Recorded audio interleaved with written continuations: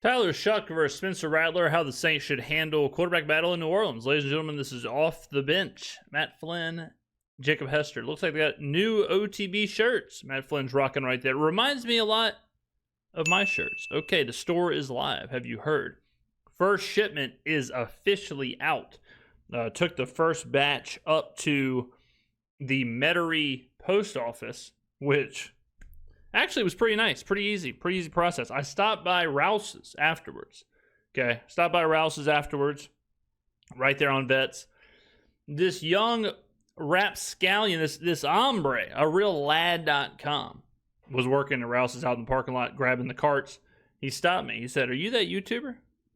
Now, first of all, I thought it was Cooper Flagg at first. He looked just like Cooper Flagg. Tall, thought it was Cooper. Now, I'm not going to take points away from him for saying, "Are you a YouTuber?" and not saying, "Are you the best in the world? Are you the face of the franchise? Are you doing what nobody else does? And are you doing it on a daily basis? Are you headed straight to the top of the mountain?" All of that. But I said, yeah, blah, blah, and we talked for a little bit there. I love it. I love seeing the people, meeting the people when it brings a tear to my eye. So shout out that guy. He was doing a hell of a job with the carts, I'll tell you that much. I noticed not a single cart was sitting for too long. He's scooping them up, really showing off the athleticism. So kudos to that guy.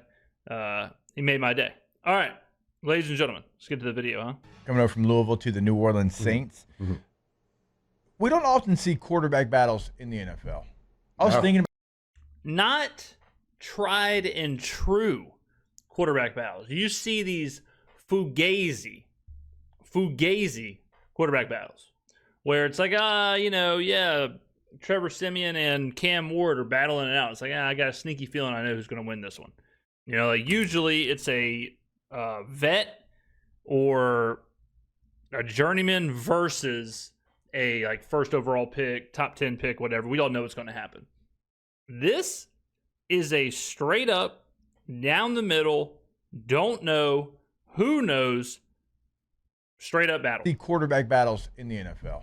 I was thinking about when he was saying that, I was like, you either have someone who is established or you drafted somebody that you're praying becomes like the established guy. Yeah. Not very often do you have a quarterback battle, but that's what I can't think of a single time. Every single time we've talked about this, I cannot think of a single time where it's been this kind of a situation, where it's been this unique. The only time I can think of is back in Madden 2009, or probably wasn't even that late. It was probably earlier than that. But I had a absolute. It was Kyle Bowler and was it Adrian McPherson or Tavares Jackson? It was someone like that. And in that franchise, that season, I rotated the quarterbacks every game. One game, then the next started, rotate back and forth. But that's all. That's the only way I can think of it. What the Saints have, I mean, they have Spencer Rattler, they've got Tyler Shough. I mean, they're going to be going all training camp long, fighting it out for this spot. Like in your NFL career, right? Especially quarterback battles between two young guys. That's true. It's usually like an old vet. Old vet versus in the young guy, but usually there's always a plan in place. That's why you draft young quarterbacks, even if it's not first round, because of course if you're at the top of the first round, you're expected to go in and play immediately. But usually your second, third, fourth, fifth guy, you draft them because you got a guy there and I mean, honestly, maybe it's a little bit of a different situation, but now that I'm looking at him right in the face, maybe the last time we saw something like this was the Russell Wilson situation, where Seattle kind of had a bunch of different options, and then Russell wins the job. I wasn't as tuned into that situation as I am this, so I don't know if they knew all along that Russell was going to win it. But from how I remember it, I feel like he kind of that was not the plan. The plan was not to have Russell be the starter, but again, maybe I could be wrong. Revisionist history, if you will. It's the grooming, getting them ready, all that stuff. But I'm trying to think. That you mentioned that you bring it up, I'm trying to think of young quarterback battles. Well, I mean, yeah. Well, even so if we're using the Seattle thing, that wasn't a young two similar players battling it out. I mean, I know we keep talking about this, but Spencer Rattler's younger than Tyler Shough. So it is a carbon copy of each other battling it out. Like, That we is rare. kind of potentially could have You had like two. Will Levis, Malik Willis, a little bit there. I mean, not Tennessee. really. Now, neither one of those worked Malik out. Willis was never going to play. Malik Willis, who I Malik's think was actually really good. I was about to say, I backup actually think up in Green Bay, yeah. Got a long future in the NFL. Dude, Might not he be has as the showed dude, out. but when he's gotten He, Matt LaFleur, man, is a magician, but Malik Willis in Tennessee never had a shot. in the game, Yeah, when Jordan Love has been hurt up in Green Bay, Malik is he's done really well for himself. so I wonder, and I bring it up because I wonder how they're going to handle the reps. Like we see quarterback battles in college all the time, That's but the tricky but part, man. in college it's different because you're always around the facility. You're always that 20-hour rule they used to try to sell to everybody. You're 20 hours by Tuesday. It felt like, okay? Yep. So you get a chance and you get more reps, you get more interaction, you get a better idea. It's just not like that at the next level because you can only be there certain times, and there's not a lot of guys just hanging around the facility. Guys got families, they got other obligations. Not that they're not doing what they need to be doing. They are. They're getting it done, and then they're going home. They're doing other things. So I just wonder what the reps are going to look like because in college I feel like you get a pretty good idea. I mean, how many times did you have to repeat a play in college? Well, too, like another wrinkle to that is that at some point, the coaching staff does have to make a decision, even if it's just kind of a fluid, like tentative. But the whole team can't be wrapped up in this quarterback battle forever. Like someone has to be the one at some point. Someone has to be doing that just to, if nothing else, just to give some consistency to the team and the offense and whatever. Now that can change, obviously, but it can't just be a battle forever. So at a certain point, and what I think will happen, unless Tyler Shough just blows Spencer Rattler out the water, I think Rattler will begin as the one, and whenever they announce it in camp or preseason or whatever, and it will be up to Shough to catch up. It will be up to Shough to see if he can close the gap fast enough to be named the starter. Because it's the same thing that happened last year with Rattler, where Haener was the backup because they wanted Rattler to keep chasing, keep pushing, keep whatever. I think it'll be the same thing this year with Rattler and Shough. Now, if Shough beats him out, like if Shough just, hey, he's better, then they'll just let him be the one. But if it's close enough, I think they'll keep Rattler ahead of him, just like the rabbit or whatever at the Greyhound races, until they're ready to roll with Shough. I don't think it would go into the season. I don't think they would go they would do that because then you run the risk of Rattler being good. So it's super, super tricky, but I think I have a read on how they're going to play it out. Repeat it, old Les Miles. Repeat it. You don't get that in the NFL. Like there's at least for me, like there was some repeating, but it wasn't because you got vets up there, Matt, that they're like, hey, my guy, if he doesn't got it, we ain't doing it. And they'll tell the coach, like, let's keep going. Yeah, I think in the NFL, the reloads and the run it again, that happened if it was like a mental mistake within the interior of the play.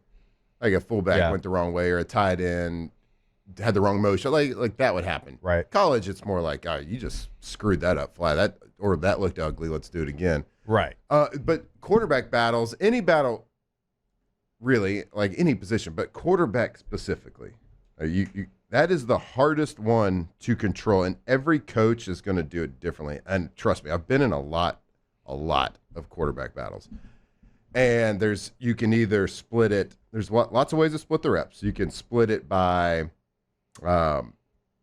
series, and we're talking about practice. Like, we're going to take one practice, and for this series, you're going to go in with ones. This guy going with the twos. Next series, we'll switch it. You can do it by practice. And then Jake Haener will get a run with the ones. Omega Keck W. So when I was in Seattle, there was a three-way competition. Myself. A devil's threesome, as they say. Tavares Jackson, Russell Wilson. 2 Tavares Jackson references on one show. In 2025. Jesus, buy a shirt, buy a mug. And we did it by day. So you're the 1 today, you're the 2 today, you're the 3 today. How did you like that? So there's pros and cons to all of it. Can't like that. None of it is perfect. Yeah. Okay. So if I have to look back on it, I think I like the day better because at least you got a day. At least you can be. At least you know. Like, this is my whole day. It's not just like a series is so tiny. You know, like you have such a small window to make a mark or to do something good, and then your mistakes are amplified. Whereas a day, it's like I can kind of get into the groove. I can kind of rock and roll. I can kind of cosplay as a starter for the whole day, start to finish. Yeah, I get that. That you could settle in. You weren't worried about like, all right, I got to make it. I got to take advantage of every single little rep. Yeah, right. I got to go throw a touchdown or whatever. Because you got a whole day to get familiarize yourself with the center in the huddle with the guys around you. So that was probably the biggest chance of like getting in a rhythm. Yeah. However, just like anything, there's no perfect way to do it because some days, when you're doing that, you might be the ones when they're installing third down blitz packages. And it's like it's a tough day. It's always a tough day for the offense.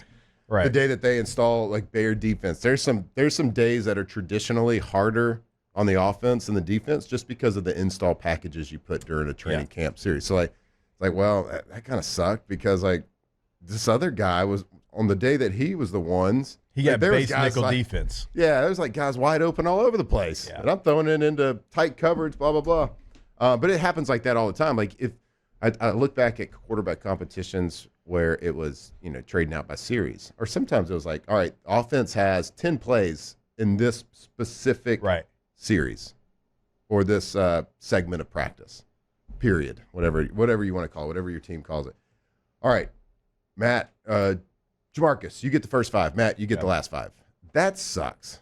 Like because I actually would have thought maybe that was more preferred because you get involved each and every day and not like the by day you're kind of the starter. Again, there's no perfect way to do it, and I was involved in a lot of different ways. And the other way is like you split a period like that, or the other way would be to switch a period. Like, all right, Jamarcus, you have 10 reps this period. Next period, Matt's going to get 10 reps. Right. But then again, it's not an apples to apples comparison ever. Because the defense isn't always doing the same thing. You can't. Plays are different. Defense is different. Everything's different. Who you're throwing to is different. Say, all right, Matt did this. It's never going to be the exact same with this thing every personnel against this coverage, and Jamarcus did this with that same personnel versus same coverage because the defense is calling different plays. Yeah. Like there's no one way. So the coach has to be really cognizant over the overall picture of how a quarterback is communicating. Now you do got to also acknowledge like this would have been a real tough situation with Dennis Allen running the show or Pistol Pete Carmichael, picking grass or something, whatever the hell he'd be doing. So, like, the fact that Kellen Moore is there, Tolzien's there, Nussmeier's there, like, you got quarterbacks everywhere. So given the staff and the situation, like, you got to think this is absolutely the best staff for this situation. Yeah. How he's getting through his progressions. And you're not ever grading on an apples to apples. Right. It's not ever. It's all right. It's not an objective situation. Let's have quarterback coach Matt Flynn. If you've got the 2 guys right here behind us, Spencer Rattler, who was a rookie last year, got a handful of starts. You have Tyler Shough coming in. We all know his story. Older quarterback for being a rookie quarterback, but neither one of these guys has a full year of starting in the NFL, obviously. Okay. How would you handle the reps between these 2 players as they try to go win the job? That's a good question. I would handle it by day. We knew that was coming. That's what he said he liked the most. I mean, you're always going to pick what you prefer. Just thinking back on how I, as a player, like to do it better. Are you thinking eventually that because if you rotate days that like Spencer Rattler might get a sub day, which is third downs, and you're going to get more of that look. And then Shough might have the first and second down stuff. But if you flip it eventually. This is a complete aside. I am really surprised with how well the new off the bench is so fast, or how good it is so fast. When T-Bob left, we said on here, it's like I'm kind of concerned or not concerned. But like I'm interested to see how it plays out because you got 2 guys who aren't really Saints guys, who aren't really Saints fans, who, before they were always kind of playing the heel. They were always kind of playing the heel to T-Bob's babyface, where T-Bob was pro Saints, pro this, like he was the energy, and they were almost forced to play devil's advocate, which I think made them come off as almost like they hated the Saints at times, or they just did not like the team, did not care to talk about the team, whatever. This is a completely different version of the show. And I'm not saying it's better or worse with T-Bob or without T-Bob or any of that stuff, but they are doing exactly what I said they should do, which is remove all the Saint stuff, like remove the fanhood or the biases or the whatever, remove all that and come at it from two ex-NFL players with a ton of experience and just talk ball. Unbiased NFL talk. Use your experiences as leverage and go from there. And that's exactly what this is. And I'm interested to see how it carries on into the season, but I'm very impressed with how the show has come together so quickly. And I mean, and from the face of the franchise who's doing it better than anybody maybe in the world, that's one hell of a compliment. Chuck's going to have the sub day, and Spencer's going to have. Yeah, and like I said, there's no apples to apples comparison, so it's all subjective. So you just want to see how they respond. But I think giving them a full day, Spencer, you're the one today. Chuck, you're the one the next day. I think it gives them a full practice. You got 2 hours to get in there and at least get in a rhythm with your guys. Yeah. When you get thrown in and out, when you're having to come in and out, that's the worst. Like that's why I always hated 2 quarterback systems. They have worked at times. I know you hated it. I was in the huddle with you. It's the worst. Coach Miles, I really get out of rhythm. Yeah. When I come out of the game. We're going to run the speed option. I appreciate that, but here's why we're going to keep doing it.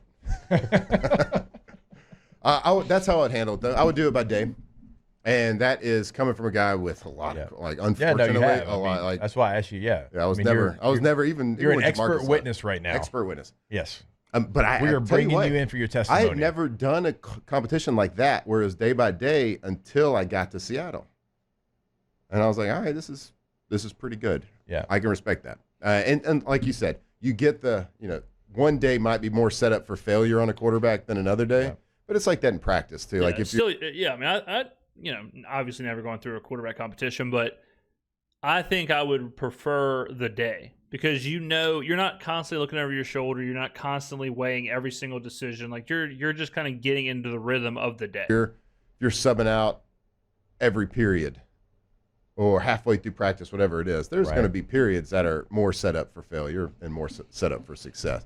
So the coach, you got to trust the coach. And these coaches for the Saints do seem like quarterback guys. Yeah. Oh, yeah. Like they are very cognizant of the fact that, we're not going to – we need to grow with these guys. We need to build around them. Yeah.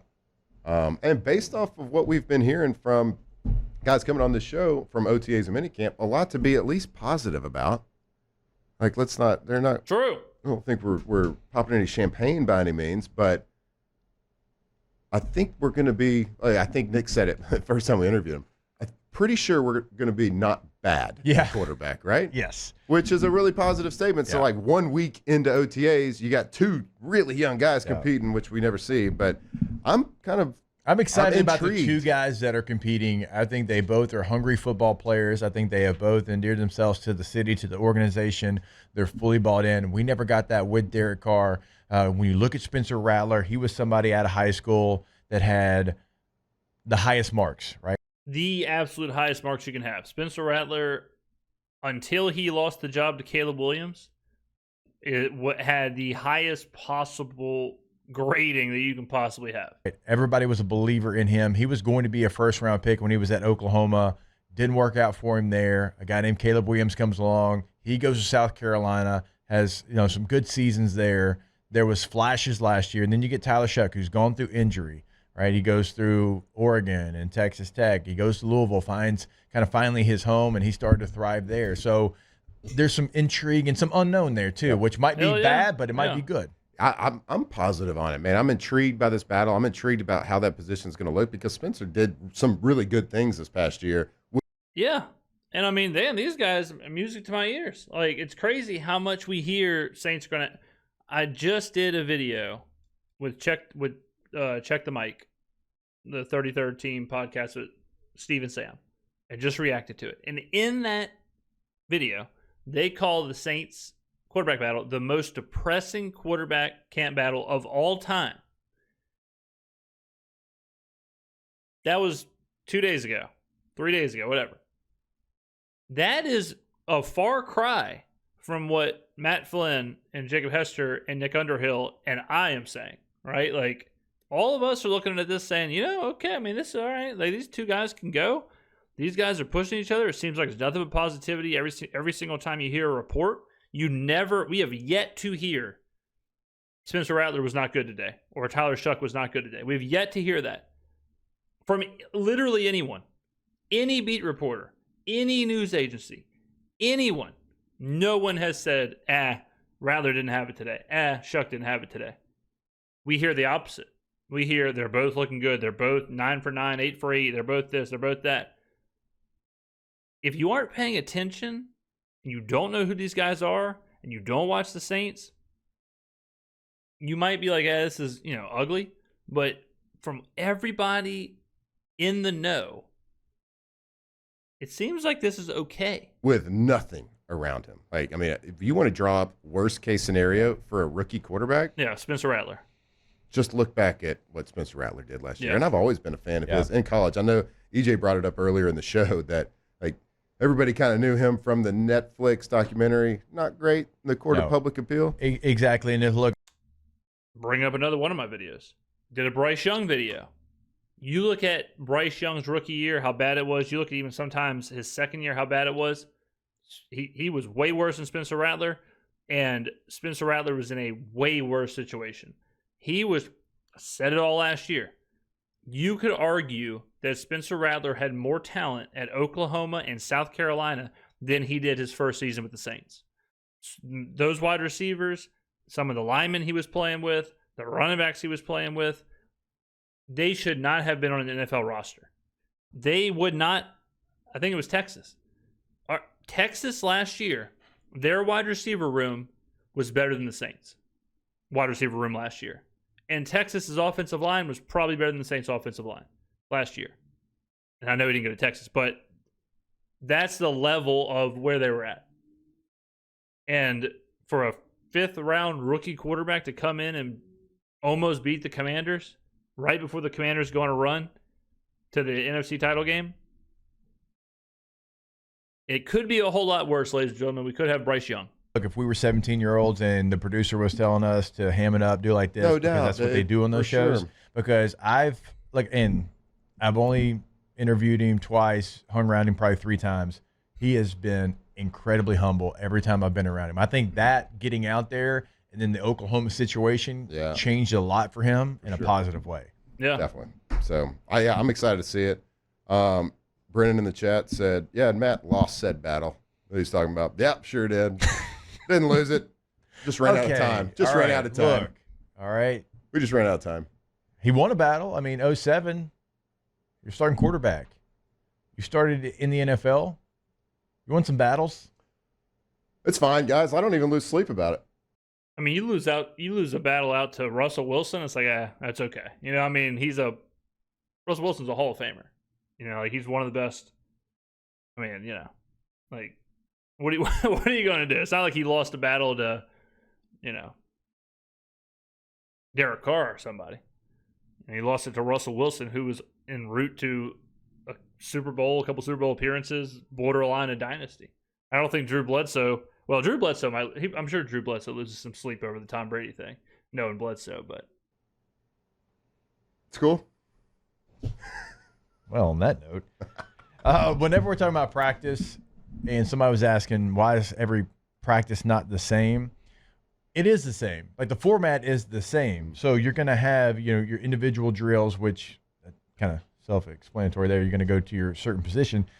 You're going to have 7-on-7. You're going to have inside run. You're going to have team where everybody comes together. Inside run is going to be, it's a 9-on-7 period, right? So you hear 9-on-7, inside run, it's the same thing.